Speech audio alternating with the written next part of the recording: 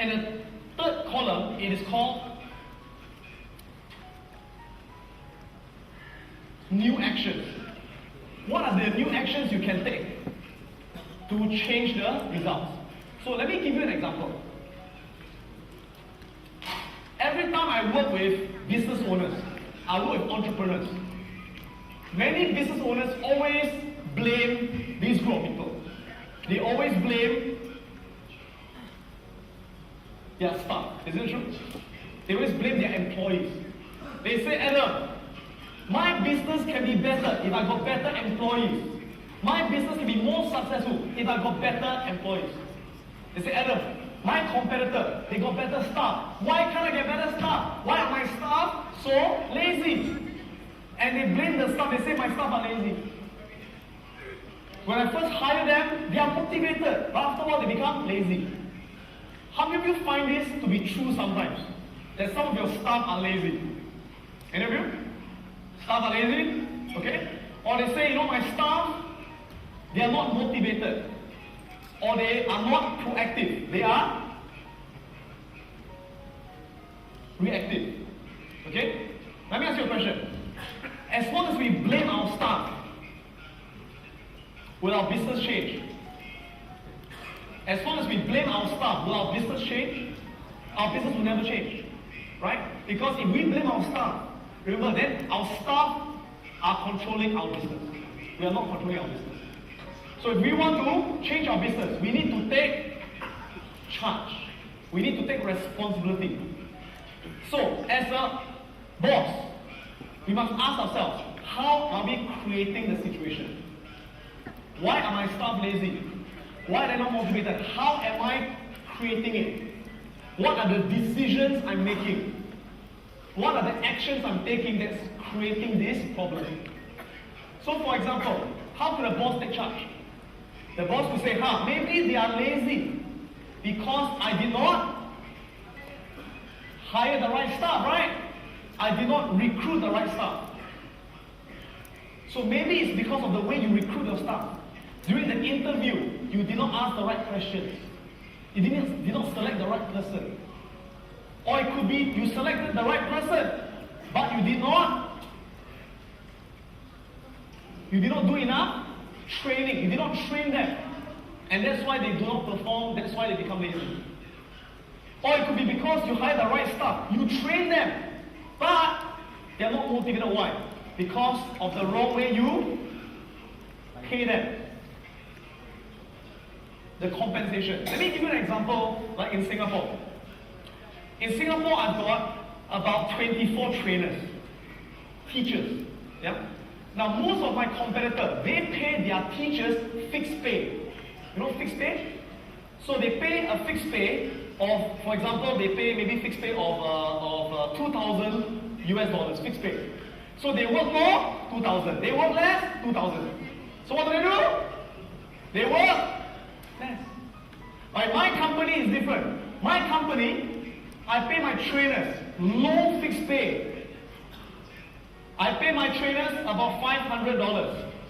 But I pay them commissions.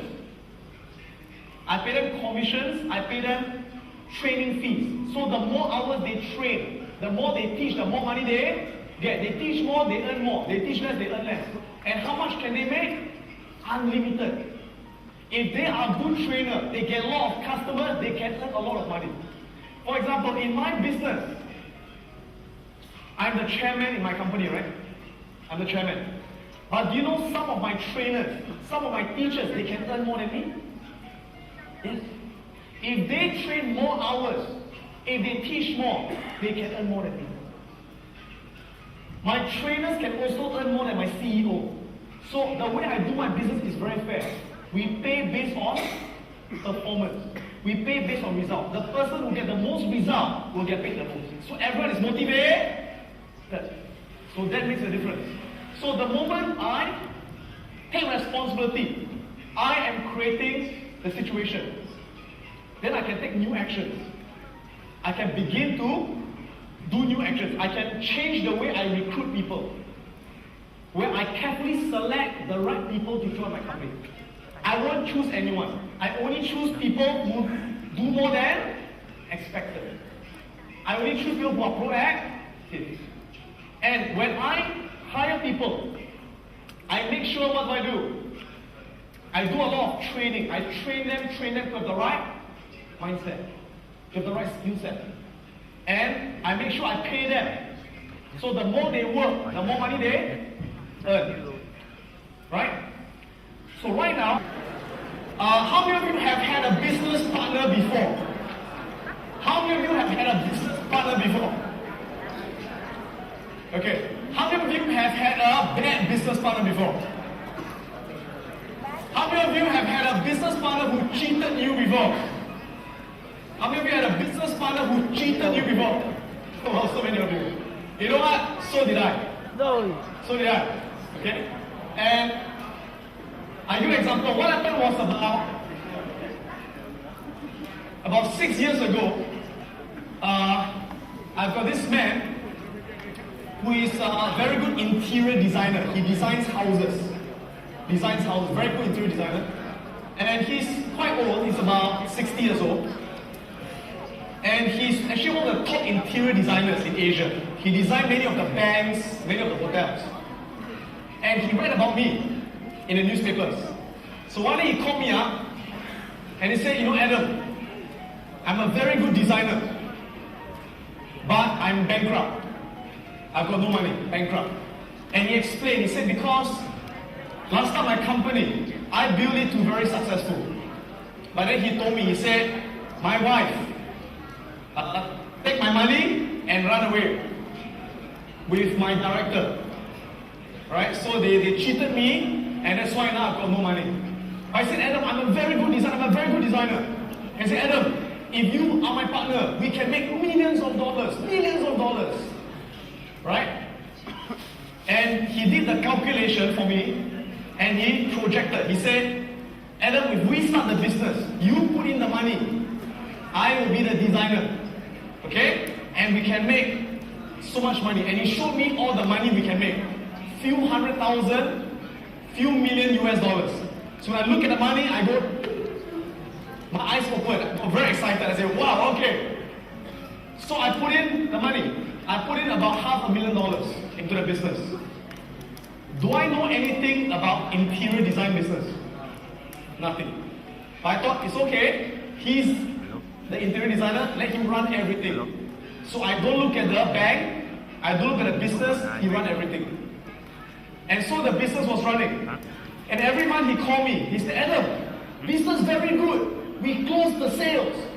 We got so much sales. So I was very happy. I said, good. Oh. Okay? And a few months later, what happened was, a customer called me. And he said, we hired the company to do the house, the interior design. We pay the company, but they don't do the house. I said, why? So I went to check with my accountant in the company. I said, why is it the customer we're not building a house after they paid the money? And the accountant said, we got no more money. I said, huh? What do you mean we got no more money? I thought there's very good sales. I thought I put in $500,000. They say, no, there's no sales. And later I found out that my partner, he has been taking out the money. Every month he takes out the money and he spends the money. And when a customer hires the company, when they put in the money, instead of using the money to build a house, he takes the money and he pays his old debts. He pays what he owes other people. And the next thing I knew what happened, the company had no more money. And many people started suing the company. Now that company has got two directors. I'm one director and my partner is one director. And what happened was my partner, eventually, he himself got bankrupt because the bank sued him. And in Singapore, when you are bankrupt, you cannot be a director. So he resigned as a director. So now the company has got how many directors? Me. And I'm now the only director of the company, and the people are all suing the company. So I had to go through my lawyers, and it was a very, very painful experience I went through. In the end, I lost a lot of money. And it affected my reputation as well.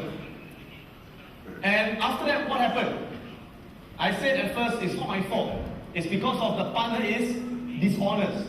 The partner cheat my money, right? But later I told myself, if I blame him, then I will never learn the lesson. Next time I will continue to be cheated by other people. So instead I take responsibility. I said, the reason I lose my money is because I was greedy. It's because before I make the company my partner, I did not check his background. I did not monitor the business. And that is why I lost money. So I begin to take responsibility. Later I found out, by talking to many people in the design industry, that this man has cheated many other people. I'm not the first one. I'm the fifth one. He has cheated many businessmen. So I told myself, it is my fault. I did not do my research. I did not do my due diligence. So because of that experience, today am I a better businessman? Let me go on to share with you the next concept that has helped me a lot. And the concept is this, that we know in life things don't always go the way we want. Life doesn't always go the way we want. But we have a choice to let things control our emotions. Or we can control our own emotions.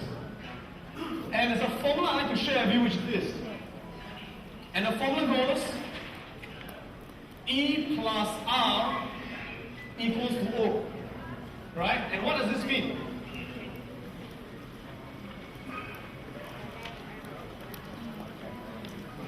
I'll show you where it is on the notes in a while. Don't worry. I'll show you it's in the notes later. Yeah? So just take a look at this for a while. And what does E stand for? E stands for event. Event. Okay? Let's all say it together. Everyone say event. Event. Okay. What's an event? An event is anything that happens to us. For example, if you're born in a poor family, that's an event. If you're born in a rich family, that's an event. You've got a good wife, that's an event. You've got a lousy wife, that's an event. The economy going through the recession, that's an event. Your company wins business, that's an event. Your staff leaves your company, that's an event. So events are things that happen to us all the time. Some events can be good, and some events can be bad. Now, can we control every event that happens to us every day? Can we control every event that happens to us every day? Yes or no? No, we can't. Right? Like for example, imagine you're a windsurfer. You know windsurfing? As a windsurfer, can you control where the wind is blowing from? Can you control where the wind is coming from? You can't control the wind, right? So if you're windsurfing and the wind changes direction, and if you blame the wind, you say, stupid wind, right? Can you control the wind? You can't control the wind, so why blame the wind? There's no point blaming something you can't control. But you can't control the wind. Can you control your sail? You can control your sail. The wind changes direction. And if we change our sail, we can still go in the direction we want to go. But you see, a lot of people in life, they believe that the event is what creates the outcome. They believe the event creates the outcome. So they believe, because I'm born in a poor family, so I got no money, I got no opportunity, that's why I'm poor. Or they believe that the economy is in a recession, so there's no customer, so that's why my company goes bankrupt. Or I got a lousy partner, I got a lazy partner, so my business will fail. A lot of people, they blame the event, right? People who are very successful, is it because they got all the good events? People who are very successful, is it because everything goes the good way, the way they want it to go? Yes or no? No. We know that some of the most successful people in the world, they go through the worst events. The worst things happen to them. They got the worst partners, the worst family, the worst economy, but they are still successful. Why? Because they believe the event does not outcome. But what affects my outcome is the way I react or the way I respond to the event that affects the outcome. Everyone, let's say this together. Everyone say, respond. Respond. Okay? So out of 100%, thank you. Respond, right? Out of 100% of the outcomes, 10% comes from the event. But 90% comes from the way that we respond. Now we can't change this. We can't change this. But can we change this? Can we control this? We can control this. We can't control what happens in the outer world. But we have absolute control what happens in the inner world. So let me give you an example. How many of you have ever worked very hard on something before? You've worked very hard on a business, or you worked very hard on a relationship, but it failed. How many of you have experienced this before? All of us, right? All of us, right? Okay. So when you work very hard on something, you do your best and it fails. How do you feel? How do you feel?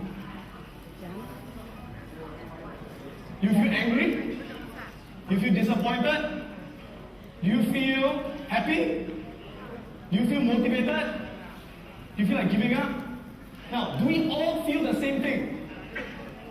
When all of us fail, we get a bad event, do we all feel the same thing? Do we feel the same thing? Who says yes? Who says no? The answer is no. We all feel differently, right? Depending on how we choose to respond. I'll give you an example. Let's say, for example, a person works very hard, but they lost the business. They lost the business. How will they feel? Depends. Some people, how will they respond? They will respond by saying, why? Why did this happen to me? Why am I so unlucky? Why am I so stupid? I'm such a failure. It's too difficult. I can never succeed. I'm giving up. Right? And if you respond this way, how do you feel? You feel like giving up and you will not take action. And what's the outcome? Will you succeed? You won't succeed. But some people, they go through that same failure. They lose the business, but they respond differently. They say, you know what? What can I learn from this? How can this make me a smarter businessman? How can this make me better than before? How can I learn from this? So next time, I can win a bigger deal than what I just lost. And if they respond this way, will they be more motivated to change and to take more action and get better results? Yes or no? Yes. So it depends on how you choose to respond. Let me share with you a story of a person I know who is very, very inspiring in Singapore. Can I go back to the slides?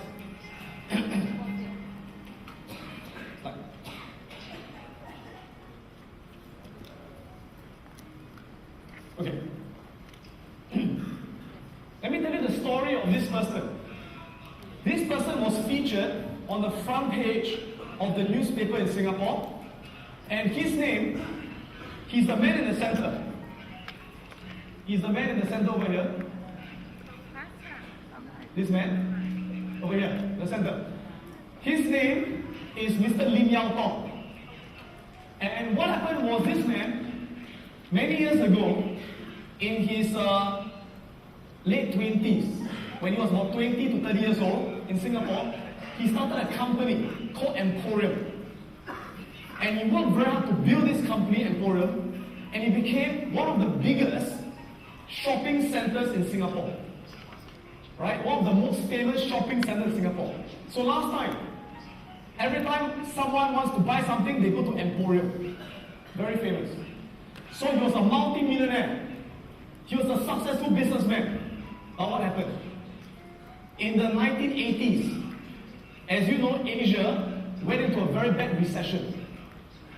And Singapore also went into a very bad recession. And he was hit with all the worst events.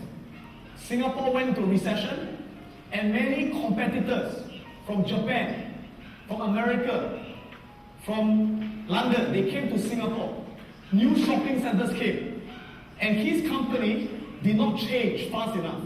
His company did not improve. And people stopped coming to his company, to his shopping center. And after a few years, his business collapsed. His business went bankrupt. Can I go back to the slide, please? Go back to the slide. His business went bankrupt. And a few years after that, he himself was declared a bankrupt.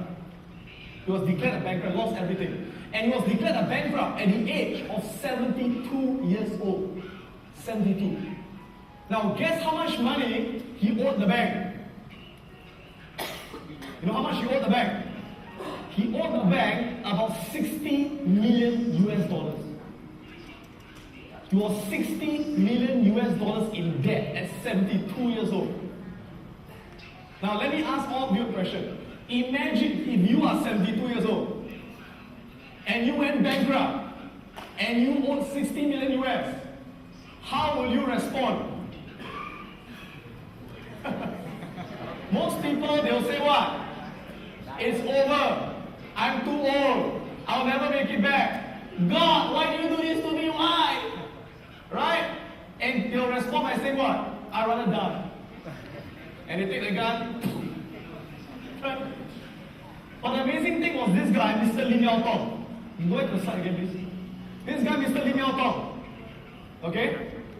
He had what we call the winner's mindset. The winner's mindset. Everyone say winner's mindset. Let's say it together. Winner's mindset. One more time. Winner's mindset. He had the winner's mindset. What happened was, when he lost everything, the reporters in the newspapers, they came to interview him. And they asked him, how do you feel? How do you feel, right? The last 30 years, all your money is all gone. You are lost all your money. How do you feel? You know what he said? He said, it's not gone. I'm still a millionaire. I'm still rich. They said, huh? Are you okay? Are you crazy? You're bankrupt. What do you mean you're rich? And he said, this man said, he said, my true wealth, my true riches is not how much money I have in the bank. My true wealth is not what is in a car, is in a house. He said, my true wealth is what is here. He said, my true wealth is my mindset, my ideas, my experience, my knowledge. He said, here I'm still a millionaire. And he said, they can take away my house, they can take my car, they can take all my money, but they cannot take my mindset. And he said, as long as I'm still a millionaire here, you know what? I will make it back here. And he said, at 72 years old, I will start all over again. I'll start all over again.